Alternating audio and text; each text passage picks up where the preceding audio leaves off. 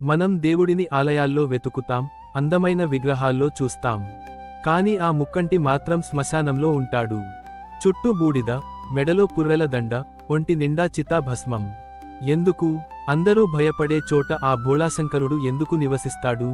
దీని వెనుక ఉన్న రహస్యం ఏంటో తెలిస్తే మీ జీవితంపై మీకున్న అభిప్రాయమే మారిపోతుంది. శ్మశానం అంటే శరీరం ముగిసే చోటు. అక్కడ ఎవరూ నటించలేరు. అక్కడ ఆస్తులకు విలువ లేదు, అంతస్తులకు తావు లేదు. శివుడు శ్మశానంలో ఉండటానికి ప్రధాన కారణం మనిషి తన అహంకారాన్ని వదిలేయాలని చెప్పడం. లోకమంతా నిన్ను వదిలేసి వెళ్ళిపోయినా నేను నీకు తోడుగా ఉన్నాను అని ఆ ఆత్మకు ధైర్యం చెప్పడానికి ఆయన అక్కడ ఉంటారు.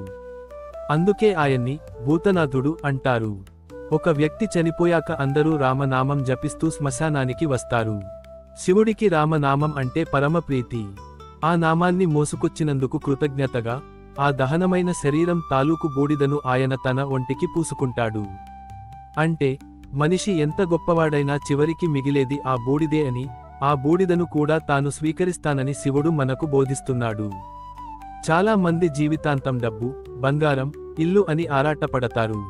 కానీ మనం వెళ్ళేటప్పుడు ఈ ఒక్క వస్తువును కూడా వెంట తీసుకువెళ్ళలేం. మరి మన వెంట వచ్చేది ఏంటి? మన కర్మలు. మనం చేసిన మంచి, చెడు పనులు నీడలా మనల్ని అనుసరిస్తాయి. మనం పంచిన ప్రేమ, ఎందరి కన్నీళ్లు తుడిచాం, ఎంతమందికి సాయం చేశాం అనేదే ఆ పరమాత్మ లెక్కలోకి తీసుకుంటాడు.